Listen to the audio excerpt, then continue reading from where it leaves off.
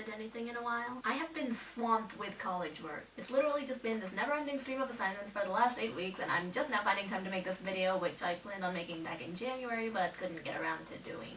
But anyway, so if you're known to be a good speller, your peers probably expect you to be able to spell Supercalifragilisticexpialidocious. People would ask me to spell that word all the time in grade school. The thing is, I actually didn't know how to spell it. My excuse for not knowing how to spell it was that it's not a real word and I wouldn't never have to worry about it coming up during a spelling bee. So for the longest time, I wasn't sure how to spell Supercalifragilisticexpialidocious. Until recently! Basically, there was a theater here doing a drama production of Mary Poppins for several weeks, and I was asked to play the percussion part. In case you're wondering, this is just one of the outfits I wore for one of the shows. I don't know if it's just me or if this kind of reminds me of something out of Star Wars.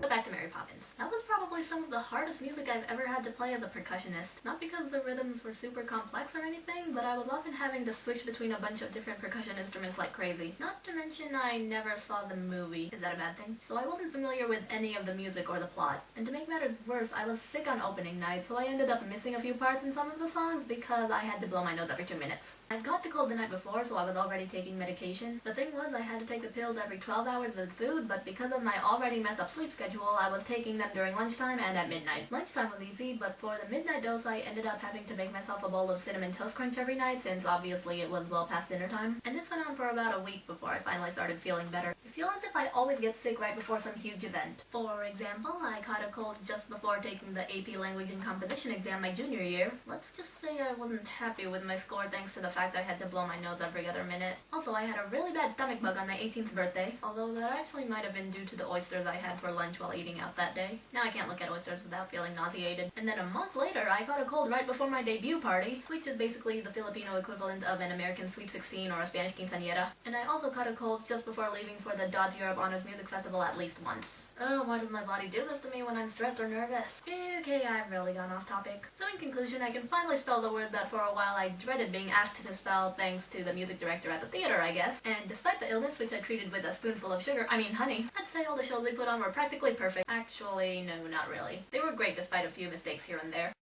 You can't really blame anyone. The important thing was we had fun. The alphasaurus was not as small as Jurassic Park portrayed it to be, nor is there any real evidence that it had a flaring frill on its neck or could spit venom. It was actually a mid-sized theropod reaching 20 feet in length, making it one of the largest predators of its time. Its most distinctive features were the 2 bony head crests that most people are bound to recognize, although there's been some speculation as to what the crests were actually used for. I'll see you all later, hopefully assuming my workload isn't too heavy for the next 8 weeks. Yeah, I'm probably gonna be bombarded with homework again. We'll see. Goodbye.